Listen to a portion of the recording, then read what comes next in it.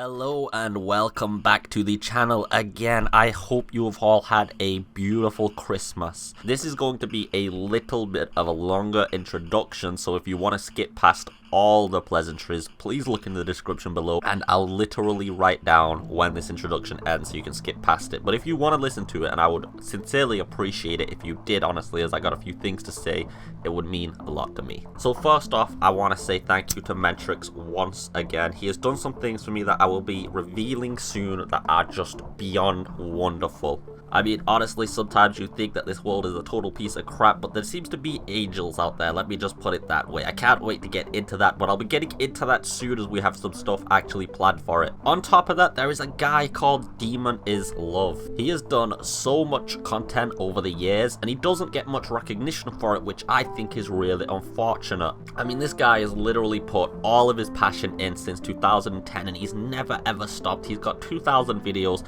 I'm sure the content isn't for everyone, to be honest. He does older style games and RTSs, but just after the sheer amount of effort and passion and how he never gives up, it would honestly just mean a lot to me personally, guys. He hasn't asked for this. There was no message between him saying, hey, can I get a shout out or something? There was nothing. I just saw this guy and he's been a subscriber, and I thought he really deserves a shout out. So if you guys can, just please go and give him some positive comments, some subs, and some views on his latest videos, and maybe even recurringly watch them, because I've watched his videos and I honestly think they're great. His commentary is great, his content is great, it's just the YouTube algorithm is screwing him over. So again, if you could go visit that, it would mean a lot to me. I'm not the biggest YouTuber, I've only got 2,000 subscribers, so I'm sure I'm not really going to make much of a dent, but hell, if I ever get out there and I'm at like 1 million subs, I want to give people like this a shout out again. Like, he totally deserves it. Now, the first thing I want to say is this is going to be extremely spoiler heavy, and by that I mean this is probably going to be the most spoiler heavy video on YouTube to date about Resident Evil 7. I'm going to be analyzing every single chapter step by step, as all of it has been data mined. There is a few things I do want to say about this, however I'll say it at the end of the video afterwards because the context is important.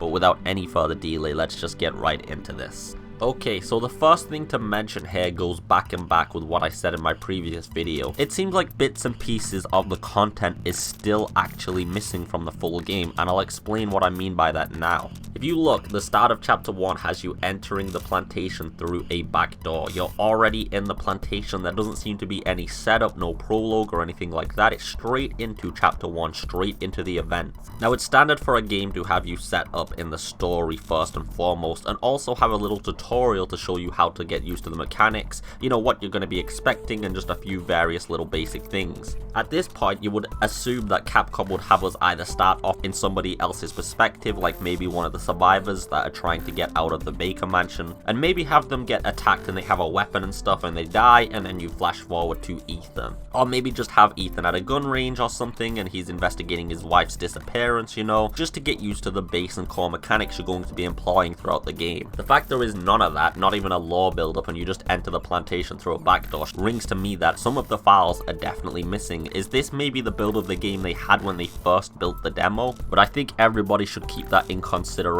if you are watching this, because it means that there might be missing steps, or we might even be missing whole pieces of content entirely. So it seems like you meet Mia near the start of the game anyway. You found out that she's imprisoned in the basement of the building, and this seems to be going back to the tape 3 scene we saw when Lucas had you trapped in the basement, and also we saw somebody that we maybe thought was Mia actually being pulled out of there. This might be in tandem with this area here.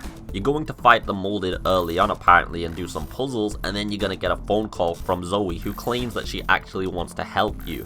Now, there seems to be a few different phone people actually, and let me show you what I mean by that. I know who you are. Who are you? Memories hold the truth. Don't let appearances mislead you.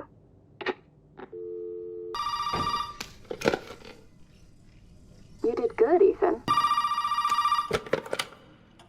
Did my daddy give you a hard time? These accents do not seem to be the same person. I mean, it's possible, but I personally don't think so. I will get into that point later on though. Now, as you're trying to escape the environment to save Mia, your arm gets cut, but you're unsure what cuts it. I think this could go in tandem with the screenshot where your hand has been cut off. Maybe it's the ghost girl at this point, some kind of supernatural entity trying to cut your hand off, and that's why you're unsure what's cutting it. And then after you finally do break out, you pass out due to blood loss, I assume, and you wake up trying to find Mia once again in a new area. And after finding Mia, she gets kidnapped, and then you've got to try and locate her once again. And as you get to the stairwell, you get knocked out. Now this seems like the game's going to transition us from areas a lot using the pass out mechanic. And anyone who's played the demo should kind of get a good gist of how that's going to feel. But yeah, we're missing a prologue, and it definitely seems like something you can't see is cutting your hand, and I definitely think this goes in tandem with when you fully lose it and you've got to reattach it or stitch it back together. Anyone who has been watching the tapes released for Resident Evil 7 should be familiar with Chapter 2. This is where we seem to have the most information already.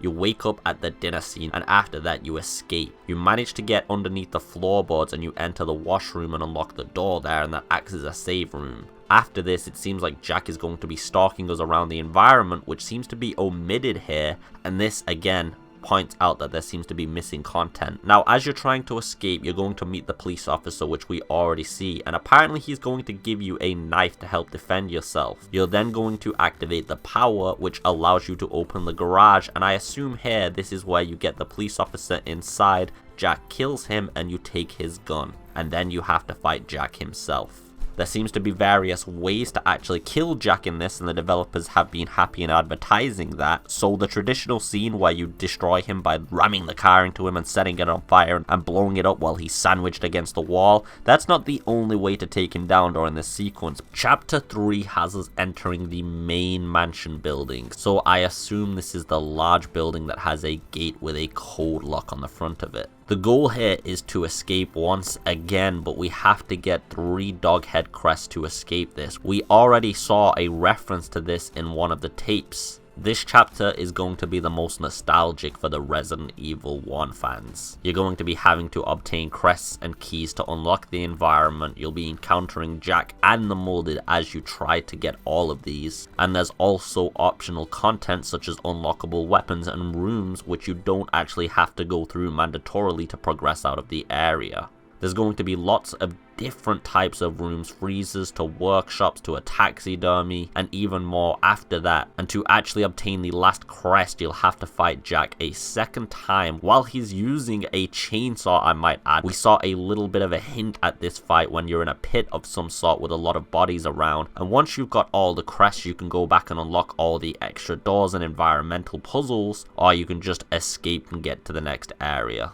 In Chapter 4, you're going to go back to a familiar area. I think this is the same area we saw during the Lantern trailer because it talks about boardwalks, and that's the only area we know of with boardwalks. So this is probably going to be somewhat located in the swamp. After leaving the plantation mansion, you're going to escape into the grounds and you're going to come across a trailer which is apparently used as a shop. Now, Capcom actually tweeted a picture of a trailer with something along the lines of "what is this?" quite a few months ago, and I assume this is the trailer that you're going to find. Note that it definitely looks like it's in the swampy area. You'll finally go down into the greenhouse area and you'll encounter Marguerite and her bug army. Now, I'd say almost all of the enemies in this chapter are going to be exclusively bugs.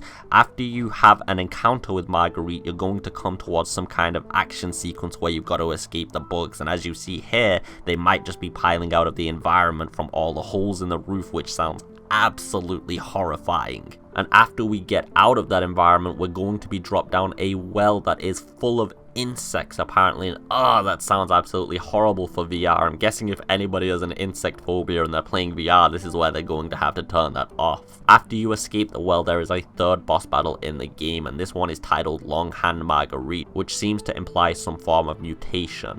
and after taking her down, you're going to get her lantern, which you can use to solve some of the new shadow puzzles, which will open up additional secret passages in the area for you to explore. You're also going to get something called Evelyn Arm, which, as I'll explain in a second, does not seem to be related to Marguerite, even though one would assume after the Longhand Marguerite battle you'd cut off her arm, and that's the Evelyn Arm. But she does seem to come back at the end of the chapter as Longhand Marguerite again, so it seems like her hand has been kept. After your encounter with Marguerite, however, you'll get quite a few phone calls from Lucas, with a few of them being optional. And after that final encounter with Marguerite, after you've already killed her once, as I said, you're free to escape the area. Now, something awesome to note here, however, is you'll be going back to the main plantation that you were in previously after this, but some of the keys that you get during the greenhouse chapter are actually going to be usable when you get back to the main mansion, which shows that some of the areas in the main mansion are not actually unlockable until we've progressed into other chapters and come back to it, which shows that retracing is going to be back in the game. I'm sure anybody that's an earlier Resident Evil fan is just once again hyped to know about this feature, and let me know in the comments below how you feel about that. I, for one, am just looking forward to this. I can't wait to get this on VR. But anyway, guys, this video is taking far longer than I expected to produce, so I'll be splitting this up into multiple parts. I hope to see you on each part, and as always, just have a beautiful day. 1 month left, guys. Take it easy, and peace.